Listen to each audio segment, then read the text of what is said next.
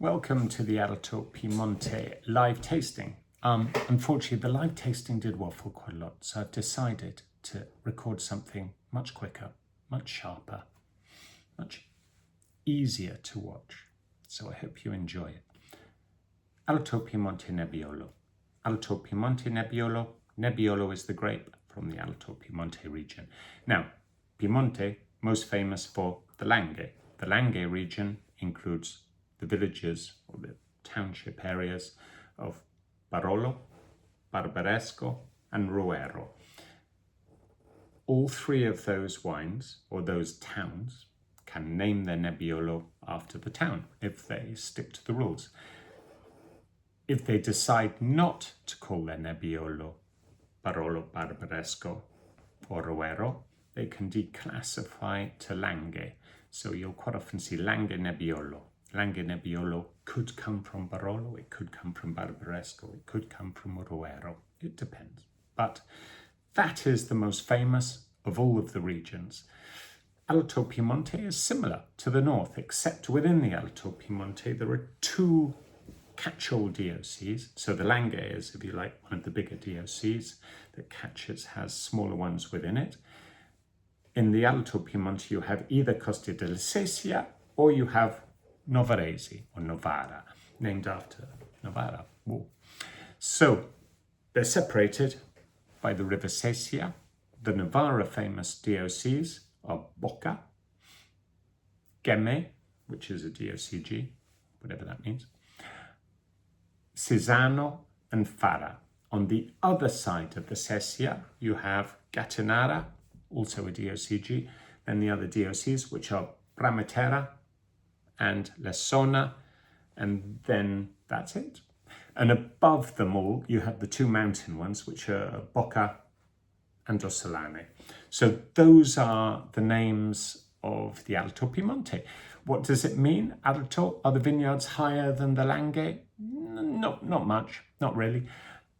They're more north. They're actually North Piemonte, really. Alto Langhe is slightly confusing. So we're going to be tasting the Alto Langhe's wines today, and we kick off with wine number one. And wine number one is from Della.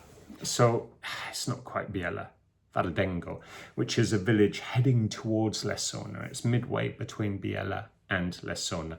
Soils here, sandy, unvolcanic, on a steep slope, 70-year-old vines.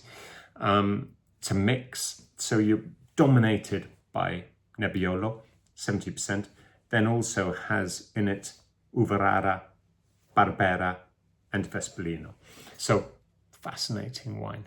Wild yeast ferment, 2022 vintage, super fresh. It's Lorenzo Vercellino. Took on the estate in 2020, COVID year from, well, nobody was making wine there before. So he's the first one making wine in this estate for a long time. He's done it with his sister. His sister's a vet. His sister provides horse manure, really. So she's got horses and she provides the manure. They all work together. This is a super interesting little estate. Total production under 20,000 bottles, 900 bottles of it's made. It's tiny. I'll be super interested to see what you think. I think it's got a fineness. Well, if you're tasting it now, if you can, have those 6 glasses, because it's super interesting to compare these. So wine number one, just feel the delicacy. There's something really ethereal about this one. I mean that properly. It's an ethereal freshness, floral. The fruit's so delicate. It's great wine. We now come to wine number two, which is Costacurta, and this is on the other side. So the first wine was Coste della Sesia. This is Novarese, and it's from the village of Ghemme, so it gets to call itself Ghemme. 2020 vintage, so this wine was made in the year that Lorenzo set up Vercellino. And Guido, I think this might be Guido's first wine, actually. And Guido he bought the vineyards. So the vineyards are all vineyards. He bought the vineyard. He doesn't have a winery. The wine is actually made by Paolo at Comero. And Paolo's fantastic. So Guido makes decisions and Paolo makes them happen. Paolo works with his granny. He's just a great, great winemaker. And I like the decisions that Guido has made. So again, working very naturally, recycled everything, nice design on the labels. Everything is super smart. He's only got one small botte of this wine. Spent a couple of years in that botte. And when I first tasted it, I thought the oak was too strong. I don't think it is now. Well, that's why I bought it. I came back to it a few years later and just thought, oh, I've made a mistake. That's glorious. It's got a richness to it. It's got a power. It's got a length. It's got a real... It's got a purity. It's 100% Nebbiolo. It's 100% his particular clone, which I will remember at some point. It's Cobbiano. Cobbiano? I might have to look it up. Cobbianco clone. It's Alto Piemonte Nebbiolo. Super interesting, super fine, super lovely. Really interesting thing. More base, more richness, more power. Lovely, pleasing wine. It's great. Then we go to wine number 3. We go to Paolo Monte, Bramaterra. He's a fascinating guy. It's La Palazzina, and most of the grapes in this come from Palazzina, around his father's house, which is the vineyard now. It's nearly all Nebbiolo, but Paolo doesn't change anything. He works with what's he doesn't like changing history. He likes traditional Bramaterra, and traditional Bramaterra is not 100% Nebbiolo. It's not allowed to be 100% Nebbiolo. So it must have some Croatina in it. It must have some Vercellino in it. He's aging for 3 years in old barrels, which will give the wine no flavour at all. They're ancient. In an ancient cellar under the house, 2019 vintage, which I love. It follows the 18, which a lot of people had problems with, but I think up in the Alto Piemonte was extremely good. It had wet, dry, hot and almost tropical. So it had both heat and rain falling around, and it meant that the vineyards actually have plenty of water. There's no real problem with drought. I really like it, and it means that the 19s, the ground was loaded. It had enough water in it to carry it through what was a very hot vintage, and I love this wine. So we're going more down the dark and the spice road here. Clove, it's a totally different take, and I think it's the Vercellino and the Croatina which just gives it that sort of spice-rich character. It's another different take. It's fascinating wine. Again, very natural, wild-yeast ferment, minimum sulfites. All of these wines go down that road because the productions are so small. You're only making a few hundred bottles of these wines. So astonishing stuff. I mean, for comparison wise, compare 1 and 3 really, because they have actually no, don't forget I said that. We'll come back to that. Wine number 4 is Daniele Sizzano from the 2018 vintage. So Sizzano is the village below Ghemme. Ghemme can be 100% Nebbiolo, Sizzano can't. It must have Vercellino in it, Uvarera. It must have some of the local vines. This is just Nebbiolo and Vercellino. It's about 25% Vercellino. Aged also, 1 large botte. So the 18 was before his production started to expand. It's a single vineyard, and the new vines haven't quite come on stream yet. So this is lovely old vine wine. And he's a sharp cookie, Daniele. He understands that the wines from the Novarese can give more richness, and they can give a fineness, and this with some age on it. Just taste this. You start to get signs of cocoa. Almost mocha, chocolatey flavours coming through. There's a richness and a power and a delicacy and a length. Oh, it's very, very good wine. So it's a mixture of some of the older vines and the younger ones. Again, production here, I think it's 8,000 bottles. So by my standards, relatively large, but by most people's standards, pitifully small.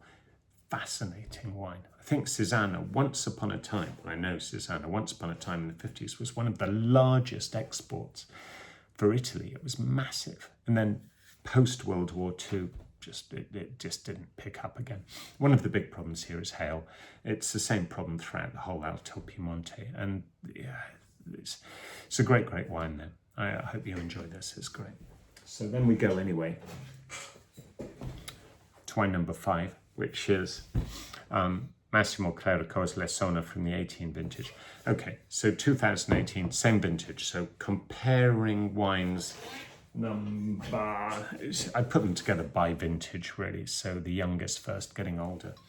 So these are both 18, and so is the last one, the Gattinara 18. So they're really interesting to taste together, see how different areas were affected and different winemaking styles affected. Massimo, though, uber traditional.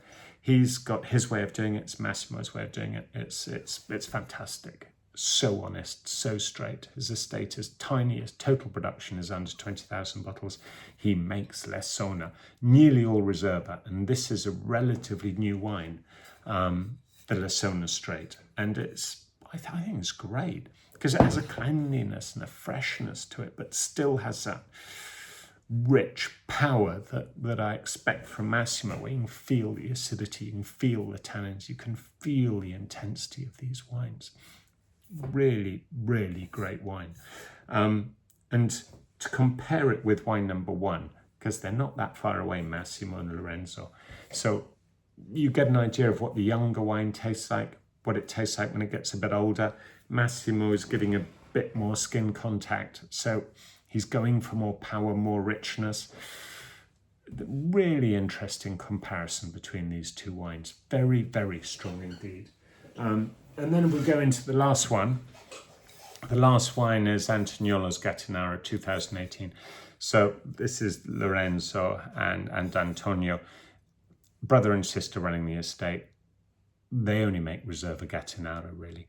And they've got 3 different crus, so Castelli, Osso Sangrato, and San Francesco. And those 3 wines are bottled. Basically they take a botte of each, and what they don't use, or what's not good enough to sell as the singles, are blended together to make this wine.